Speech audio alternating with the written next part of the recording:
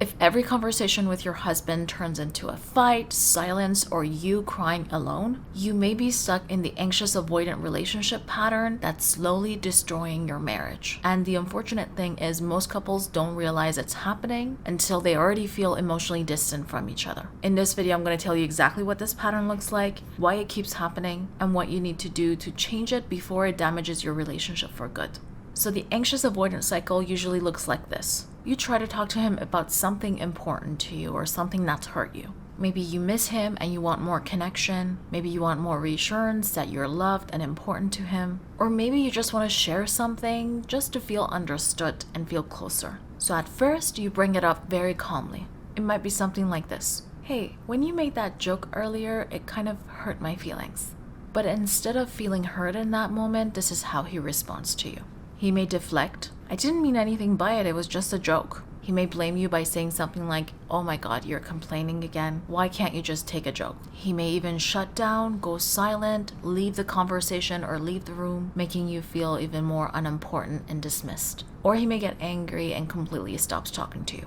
Regardless of what this type of avoidance looks like, what the pattern is, you bring something up, you reach towards him, but he moves away from you. And that's what we call the anxious-avoidant conflict pattern. So when I'm talking about avoidance, I'm not talking about avoidant attachment here. I'm talking about the type of behavioral avoidance, emotional avoidance that happens in an argument pattern. As a result of this dynamic, instead of you feeling closer after sharing something with him, you feel even more dismissed and alone. At the end of the day, because you want to stay connected and the connection and the emotional bond is important for you, you want to maintain it. So what you might do next is something like this. You try to explain yourself more again, you try to clarify, you keep repeating yourself in different ways by giving different examples. And then when you're just so drained and you've had enough of feeling misunderstood, you may even start criticizing him or attacking him, saying something like, you never understand me, you're such an inconsiderate person. And you're doing all of this because you're really desperate for him to understand what you're telling him. At this point, because you keep trying and trying and trying and you're not getting anywhere, the conversation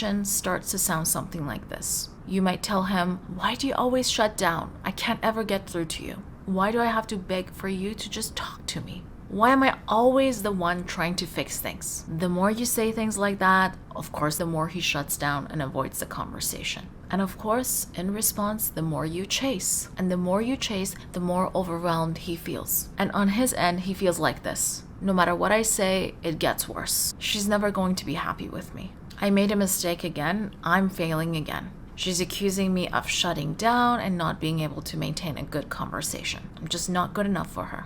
And because this is all getting to be too much for him, he pulls away. He pulls away to avoid more conflict with you and also to avoid feeling more emotionally flooded and overwhelmed. And before you know it, you are in the typical cycle of the anxious-avoidant pattern. Both of you are hurt, feeling like the other person doesn't really understand you. Tell me in the comments below, does this feel familiar for you? Do you identify yourself in this cycle? If so, comment yes below the video. If you recognize this pattern in your relationship and you're finding yourself arguing more with your partner recently, having conversations where you don't feel heard or understood, then you absolutely need to take my conflict pattern test. This test is completely free. Once you take the test, it'll help you identify the exact conflict cycle that's making you and your partner more distant from one another, and it'll tell you the first step you need to take so you start to feel more heard and understood in the conversations you have with him.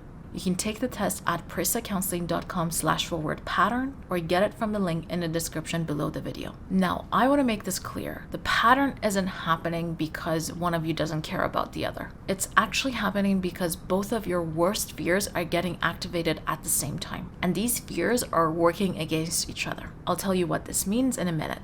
The truth is, when you're in this anxious avoidance cycle, you're both feeling extremely dysregulated. I have a video where I go more in depth about what emotional dysregulation does to your marriage, and I'll link it in the video. But to continue on, this vicious cycle makes both of you feel emotionally dysregulated and flooded. And what we do when we're emotionally dysregulated and flooded are almost always the wrong things. So you tend to get more reactive, you tend to get more angry and not listen to the other person. And that's the number one reason fights, conversations, and arguments escalate fast when you're emotionally dysregulated. When you're in that state, both of you may start attacking each other, criticizing each other, saying things you wouldn't normally say because you're both activated. And neither of you feels safe anymore. For you, when he pulls away, it feels like you don't care about me, you don't care about my feelings, I'm alone in this relationship. So you chase him harder because you're just trying to reconnect. But for him, the more conflict escalates, the more he feels like, I can't do this right now. I keep disappointing her. No matter what I say, I fail. So instead of moving toward the conflict, he escapes it. And this is not necessarily because he doesn't care, but because emotionally he feels overwhelmed, he feels flooded, and he feels like he's failing inside the conversation, so he won't be able to handle it. But the problem is, the more he pulls away to protect himself and the connection, the more rejected you feel. And the more rejected you feel, the harder you pursue him for more connection and more understanding. So now both of you are stuck in this vicious cycle. One of you is terrified of disconnection, the other person is terrified of conflict. And both of you are accidentally triggering each other's fears. And this is exactly why this dynamic destroys relationships over time.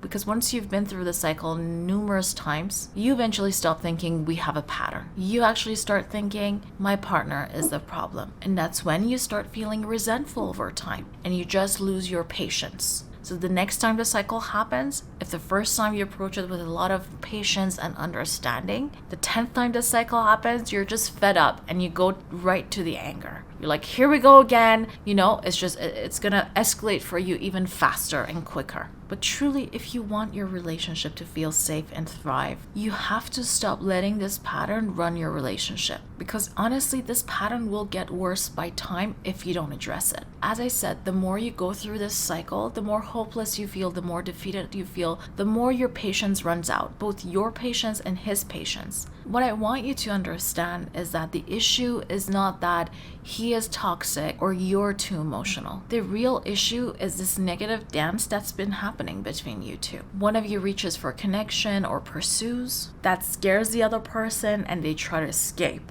And them escaping activates your worst fear of being abandoned and being unimportant to him. It's all a huge big misunderstanding that's happening because of the pattern. The reality is both of you want to reconnect and want that connection, but you keep missing each other emotionally. And if you don't deal with the pattern early on, as soon as you see it, resentment builds, emotional safety goes away, disconnection becomes normal, and the relationship starts to feel hopeless as opposed to safe. But even if you know what this cycle looks like, you won't be able to stop it, because when he pulls away, you will get so overwhelmed and flooded that you react in ways that actually make the cycle worse. If you don't know how to handle these moments the right way, you can end up pushing him further away. If you want to know how to approach conversations with him so he doesn't shut down more, and you're not escalating the cycle without realizing it, and actually bringing him closer so he can hear you and listen to you, that's exactly what I'll walk you through in the video on your screen now.